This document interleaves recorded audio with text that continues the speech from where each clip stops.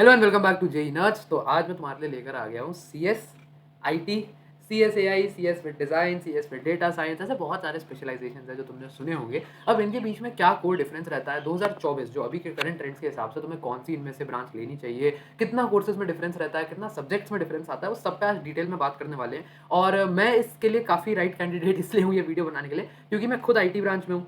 मेरे बहुत सारे दोस्त हैं जो सीएससी ब्रांच में है, बहुत सारे दोस्त हैं जिनको मैं सीएस विद एआईएमएल जो दूसरे कॉलेजेस में, डीटीयू ये नहीं ऑफर करता सीएस विद एआईएमएल, और डीटीयू सीएस आईटी और एक तुम्हारा एक और डेरिवेटिव होता है सॉफ्टवेयर इंजीनियरिंग, तो डीटीयू ये ऑफर करता है। तो अब ये क्या है सॉफ्टवेयर इंजीनियरिंग, क्या भला है भैया। एक डीटीयू में ब्रांच होती है मैथमेटिक्स एंड कंप्यूटिंग। तो ऐसी बहुत सारी टेक ब्रांचेस हैं, बट टेक ब्रांचेस में बहुत सारे वेरिएशंस होते हैं, वेरिएशंस के ऊपर आज अपन लोग बात करने वाले हैं। ठीक है, तो इसी के साथ स्टार्ट करते हैं।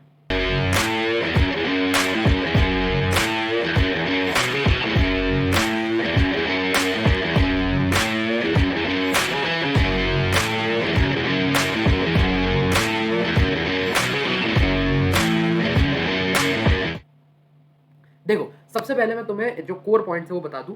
Both are 75% the same. Both मतलब ये तो दो मैंने सीएस और आईटी का जो मेन उसके हिसाब से तैयार किया हुआ था, बट ये जो सारे ही होते हैं ना 75 से 80% जो इनका कोर्स रहता है वो बिल्कुल सेम रहता है। मैं तुम्हें बता देता हूँ इनके कोर्स में क्या क्या चीज़ें रहती है, तुम्हें थोड़ा सा ओवरव्यू हो जाए। देखो, तुम्हारे जो मेजर सब्जेक्ट्स रहते हैं ना, एक तो दो तुम्हारे कोडिंग के सब्जेक्ट्स होते हैं, ठीक है। एक तुम्हारा डीएस का स्ट्रक्चर होता है, डीएस मतलब डेटा स्ट्रक्चर्स, डीएसए लिख लो, डेटा स्ट्रक्चर्स एंड एल्गोरिथम्स, इसका सब्जेक्ट होता है। उसके बाद तुम्हारे मैथ्स और फिजिक्स के सब्जेक्ट्स रहते हैं, ये तुम्हारा कॉमन रहेगा। ये मैं फर्स्ट ईयर के करिकुलम के हिसाब से बता रहा हूँ। और कोई एक सब्जेक्ट होता है जो ना 2 क्रेडिट्स का होता है। वैसे ये जो सारे सब्जेक्ट्स होते हैं ये 4 क्रेडिट के रहते हैं। पेन थोड़ा सा पतला कर लेता हूँ और वाइट कर लेता हूँ इसको।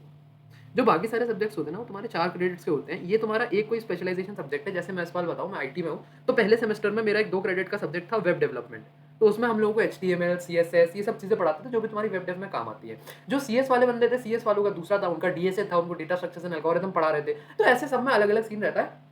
इस साल जैसे देखोगे तो हमारा जो सब्जेक्ट है, एक है object oriented programming. Object oriented programming तुम आगे देखोगे तो सी प्लस प्लस और जावा में यूज होती है। तो हमारा ये सब्जेक्ट है। हमारा एक सब्जेक्ट है डिस्क्रीट स्ट्रक्चर्स। डिस्क्रीट स्ट्रक्चर्स में क्या होता है, तुम्हें बाइनरी ट्रीज, लॉजिक्स, एल्गोरिथम्स, इसके बारे में पढ़ाते हैं। एक सब्जेक्ट सीएस वालों का है डेटा स्ट्रक्चर्स एंड एल्गोरिथम्स। उसमें क्या पढ़ते हैं वो लोग, गेस करोगे? बाइनरी ट्रीज, एल्गोरिथम्स, और वही सेम चीज़ है। तो मतलब सब्जेक्ट्स के नाम अलग अलग हो जाते हैं, मोटा मोटा जो कोर्स है वो सेम रहता है। खासकर जो 4 क्रेडिट के जो मेजर सब्जेक्ट्स रहते हैं हर सेमेस्टर, ये तुम्हारे लगभग सेम रहते हैं। मतलब हम तो ये डिस्कशन कर रहे होते हैं पेपरों के टाइम, तो मेरे बहुत सारे दोस्त सीएस में हैं, तो सीएस वालों को हम डाउट्स बता रहे होते हैं, सीएस वाले हम हमारे डाउट्स बता रहे होते हैं। उसके नीचे सॉफ्टवेयर वाले में बहुत सारे दोस्त हैं, वो डाउट्स बता रहे होते हैं। तो ये सब तुम्हारा चलता रहता है। एज सच कोई खासा फर्क नहीं पड़ता है तुम्हारा। एक जब मेजर फर्क आता है वो आता है तुम्हारा थर्ड ईयर में। थर्ड ईयर यानी 7th सेमेस्टर में जब तुम जाओगे तो वहां पर तुम्हें 1 या 2 4 क्रेडिट के सब्जेक्ट जो होते हैं वो तुम्हारे स्पेशलाइजेशन के डाल देते हैं, जो डिफरेंशिएटिंग फैक्टर होता है। ये मैं बात कर रहा हूँ तुम्हारी सी एस ए आई और ये वाली जो ब्रांचेस है ना, CS with AI/ML, CS with data science, CS with design, है ना। बहुत सारे ट्रिपल आईटी दिल्ली में तो खास कर से बहुत सारे एक NSUT में कोर्स है EC विद IoT, शायद EC या CSC विद IoT। तो ये जो स्पेशलाइजेशन कोर्सेज हैं इनकी मैं तुम्हें असलियत बता देता हूँ। इनमें होता कुछ नहीं है।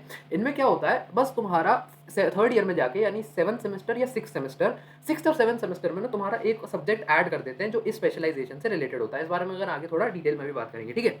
इस बार और एक चीज बता दूं, क्या है, this is a gimmick by most of the colleges to introduce more seats in CSC fields as more students are placed from there and more students want admission in this fields. हर college, चाहे government funded ही क्यों ना हो, चाहे IIT ही क्यों ना हो, चाहे DTU हो, NSUT हो, इनको पैसे की कोई कमी नहीं है, लेकिन स्टिल इनको अपना एक ब्रांड वैल्यू मेंटेन करना होता है। ब्रांड वैल्यू कैसे मेंटेन होगा? तुम्हारा ब्रांड वैल्यू मेंटेन होगा प्लेसमेंट से। बच्चों की कितनी अच्छी कॉलेज लाइफ है, कितने बढ़िया प्लेसमेंट्स। तुम में से तुम लोग बताओ, तुम लोग अभी कॉलेजेस कंसिडर कर रहे हो, क्या तुम लोग एक सबसे बड़ा फैक्टर नहीं कंसिडर करते हो कि प्लेसमेंट्स कितनी रहती है, average placements, highest package, lowest CDC, median package, करते हो ना कंसिडर? तो हर कॉलेज वो कंसिडरेशन बनाना चाहता है और अपना पैकेज हाई करना चाहता है, और उनको पता है कि जो हाईएस्ट पैकेजेस हैं वो जा रहे हैं CSC से। अब क्योंकि यार देखो, अगर CSC की सारी सीटें कर दी तो वो तो मतलब बेवकूफ़ी हो जाएगी ना, फिर CSC की कोई वैल्यू नहीं रहेगी। तो क्या करते हैं ये लोग, CS के साथ ना उसके डेरिवेटिव्स ऐड कर देते हैं, जैसे CS IT, CS with specialization in AI, CS with data science, वही मैंने जो तुम्हें सारे बताए, ये सब चीज़ें ऐड कर देते हैं, बस ताकि CS की जो सीटें हैं, तुम ऐसे इसको एक वेन डायग्राम बना लो। ये कोर CS है, यहाँ पे इन्होंने IT ऐड कर दिया, इसमें एक सब्जेक्ट एक्स्ट्रा आ गया। यहाँ पे इन्होंने एक CS विद IT/AIML डाल दिया, तो इसमें एक AIML और आ गया। इसकी अगर 50 सीटें थी तो इसकी 60 सीटें कर दी, इसकी भी 60 सीटें कर दी, तो अब टोटल में CS की कितनी सीटें हो गई? 60 + 60 + 50, 170 सीट्स। तो ये 170 सीट तुम्हें मिल जाएगी। अब 170 बच्चे अगर CSC में है तो कंपनीज जो आएंगी वो इन 170 बच्चों, जो पहले वो 50 बच्चों को ही सीटें दे रही थी, अब वो 170 बच्चों को वो देंगी ऑप्शंस की, भाई तुम हमारे प्लेसमेंट के लिए बैठो। अब 170 बैठेंगे तो ज़्यादा प्रोबेबिलिटी है कि ज़्यादा बच्चों के अच्छे प्लेसमेंट लगेंगे, ज़्यादा बच्चे प्लेस होंगे। तो वो एक छोटा सा गिमिक है जो ऐसे कॉलेजेस खेलते हैं, इनमें बहुत ज़्यादा अंतर नहीं होता है। मैं तुम्हें बताया वापस कि ये जो 75% है ये सेम रहता है, ना तुम्हारा प्लेसमेंट पे कोई खासा अंतर पड़ता है, कोर्स में अंतर पड़ता है वो भी बहुत थोड़ा सा, ठीक है। ये most major subjects are same. In derivative branches the main difference occurs in third fourth year, जैसा मैंने तुम्हें बताया, वेयर इन 1 और 2 डिफरेंट सब्जेक्ट्स आर इंट्रोड्यूस्ड और you have option to do a minor specialization in any of the field. Specialization क्या होता है, जब तुम थर्ड ईयर में जाते हो तो तुम्हें हर कॉलेज एक ऑप्शन देता है कि भाई तुम्हारी एक मेजर जो डिग्री है वो बीटेक की है, उसके साथ एक माइनर करना चाहते हो क्या तुम, उससे तुम्हें 2 क्रेडिट एक्स्ट्रा मिलते हो, तुम्हारे आगे जीपीए में हेल्प करता है। तो माइनर तुम किसी भी फील्ड में कर सकते हो। जैसे मेरे बहुत सारे सीनियर्स हैं, उन्होंने इकोनॉमिक्स में माइनर किया हुआ है क्योंकि उन्हें आगे एमबीए और नॉन टेक फील्ड में जाना है। बहुत सारों ने एआईएमएल इन सब में माइनर्स किए हुए हैं, तुम्हारी कंप्लीटली चॉइस होती है, ठीक है। अब आ जाओ अगली बात, मैं तुम्हें अब थोड़ा डिटेल में बता रहा हूँ। ये तुम्हारी डेरिवेटिव ब्रांचेज हैं, जैसे सॉफ्टवेयर इंजीनियरिंग हो गई, एआईएमएल हो गया, डेटा साइंस हो गया, यही जो तुम 4-5 नाम सुन रहे होगे बार बार। क्या होता है सीएससी में ना, कुछ कोर सब्जेक्ट्स होते हैं। देखो कोर सब्जेक्ट सीएससी में क्या होते हैं, object oriented programming, database management system, operating systems, algorithms और system networks and design. Object oriented programming में तुम ऑब्जेक्ट्स और क्लासेस के साथ डील कर रहे हो, तो ये सब अभी लग रहे हैं वेग टर्म्स, ये तुम्हें बाद में जाके समझ आ जाएंगे जब कॉलेज में पढ़ोगे। डेटाबेस मैनेजमेंट सिस्टम्स, डेटा बड़े बड़े डेटाबेसेस को कैसे मैनेज करना है, कैसा डेटा को मैनिपुलेट करना है। पाइथन अगर किसी ने पढ़ी हो तो उसमें पांडास काम आते हैं, एसक्यूएल काम आता है इसके लिए, सीएसवी फाइल्स काम आती है। ऑपरेटिंग सिस्टम तुम्हारा विंडोज लिनक्स वगैरह की जो पढ़ाई है। एल्गोरिथम्स कैसे काम कर रहे हैं तुम्हारे, एल्गोरिथम्स किस चीज में, जैसे सपोज तुम जोमेटो में काम करो, जोमेटो का जो ड्राइवर है उसको होटल या रेस्टोरेंट से लेके घर तक का जो शॉर्टेस्ट डिस्टेंस है वो एक एल्गोरिथम होता है, दजक्स्ट्रा एल्गोरिथम। वो तो ये बड़ी बड़ी चीजें हैं, लेकिन जब तुम इसको पढ़ोगे तो तुम्हें पता चलेगा वार्शल एल्गोरिथम होता है। तो एल्गोरिथम्स की पढ़ाई होती है। System networks and design, system के अंदर की जो ऐसे वायरिंग है, कैसे बनना है, मदरबोर्ड में कौन सी तार कहाँ जुड़ेगी, कौन सा प्रोग्राम कहाँ चलाया जाएगा, इसको सिस्टम नेटवर्क्स एंड डिजाइन में पढ़ते हैं, ठीक है।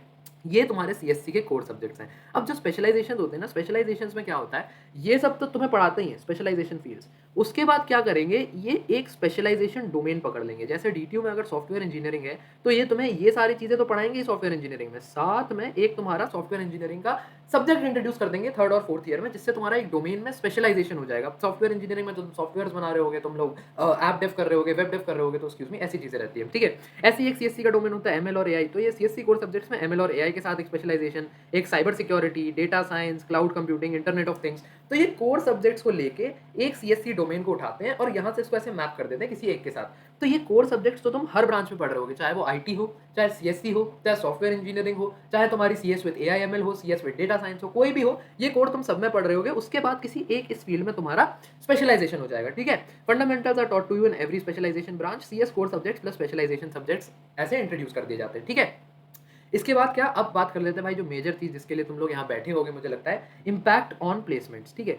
तो अभी यहाँ पे जो लिखा है ये सिर्फ तुम्हें एक एमएनसी का पर्सपेक्टिव देता हूँ, इसके बाद थोड़ी सी बात और है। देखो कोई मेजर इंपैक्ट नहीं पड़ता है, इस बात को ध्यान रखो। There is no major impact on placements, specially if you are able to crack top MNCs.